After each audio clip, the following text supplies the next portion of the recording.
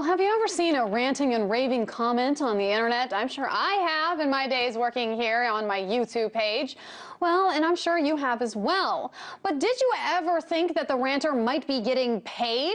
A new book called Murdoch's World alleges that Fox News had its public relations staffers write comments on the internet that defended the news channel against any blogs that had something negative to say. According to David Flick, the book's author, the former Fox staffers would use anywhere from 20 to 100 fake accounts to defend the channel's honor. And the internet savvy among you might note that having different account names isn't enough to keep the comments from getting traced back to Fox News, but the Fox PR department already knew that. And so workers used anything from dial-up connection to old laptops to avoid detection. So should we expect news organizations to hire digital armies? Or is this one step too far? To talk about this and other cable news stories of the day, I'm joined now by Georgetown journalism professor Christopher Chambers. Thank you so much for coming in. Thank you. So first of all, let's start off by talking about Fox News.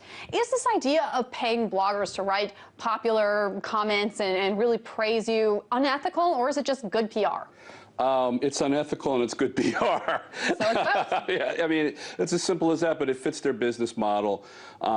This is something that they did a while back, so it's kind of old school because, you know, we're not really talking about comments on blogs as much. This is so 2011. But, I mean, the concept of doing this is something that is extended now into popular practice, maybe not through the news organizations, but through related organizations. So you might have Fox doing it 3, 4, 5, 6, 8 years ago. Now you have think tanks or other blogs in conjunction with people that might be sympathetic to Fox's message, relaying these kinds of things. The Tea Party Patriots, for example, with the anti-Obamacare toolkits, the Heritage Foundation actually creating these things as well. And you have liberal counterparts to that. Some of the big unions have created similar toolkits and through their PR organizations have basically populated, you know, the comment sections, mostly through social media. We're talking about social media now rather than blogs, because I said that's so 2011,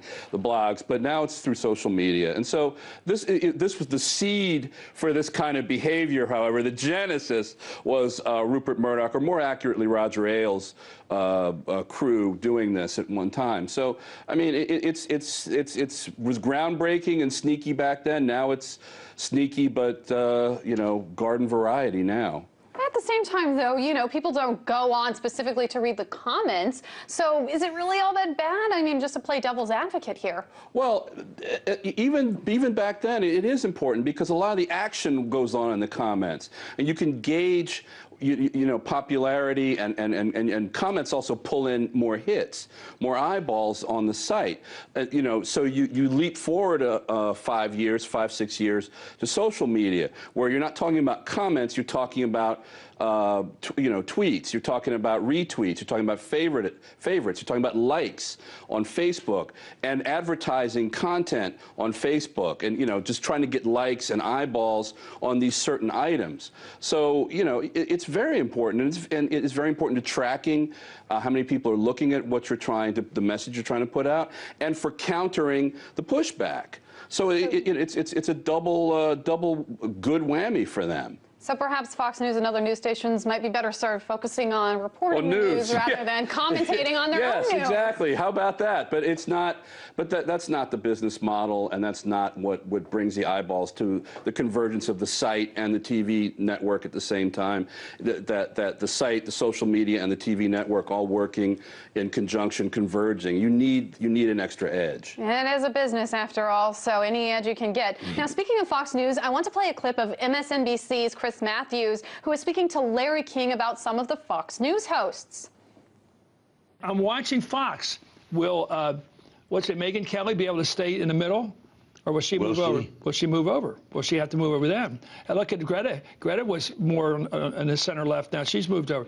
There's a lot of group pressure in those places, in any place you work. Oh, I feel it. I think it's there. I mean, I think you know your audience. You know who you're talking to. I always know who I'm talking to.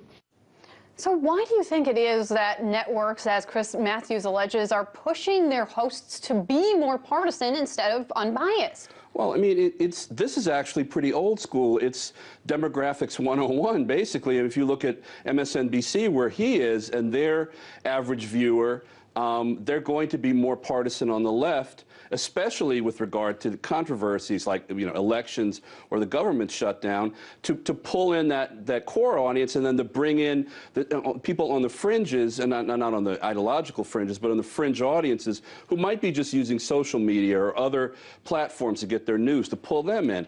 Likewise with Fox, you have to look at the comment he made about Megyn Kelly. The average Fox viewer is a white male who's in his early 60s. So you could do all the stereotype games you want with that, but I mean, but there's a reality there that she will have to move over in a certain, if you're talking about the evening lineup, to meet the ideological kind of raw meat demands of that audience. And it is a different playground, if you will, than the daytime, which is the real news that sets up for the evening entertainment, basically. And that's what we're talking about, is evening entertainment with a political soap opera. And so what we're seeing is not only a shift in some of those commentators, like Rachel Maddow's and things like that, exactly, but also in some of the people that we expect and that we want to be unbiased in their reporting. But I want to switch topics with you one more time. All three major mainstream networks experienced major boosts during the government shutdown. Right. I want to take a look at the numbers. MSNBC's primetime viewership went up 35%. Fox News experienced a primetime viewership increase by 9%, and CNN went up by about 11% in its primetime viewership. So does this signal that the U.S. population loves drama, or is it perhaps a good thing that Americans are interested in what's going on with real politics versus Real Housewives? Well, I mean, it's a double-edged sword. Yes, it's good that people are coming to, you know, and TV news, you know, forget the hype, you know, above a certain age group. If you're talking about young people, people are still getting their news from other sources, other platforms, social media. But these core audiences, people say over 35, that they want to bring in, they are doing it. The problem is, what are they getting when people come? And it's partisan flavored content. It's infotainment. It's political soap opera. So it's Real Housewives, except with, you know, House Republicans or Jay Carney, and this is not real analysis, and especially if you're talking about the evening content on MSNBC and on Fox. Perhaps the Real Housewives love Michelle Bachmann, although probably with a lot fewer slaps and drinks thrown in the face. Chris Chambers, Georgetown journalism professor, thank you so much for joining us. Sure.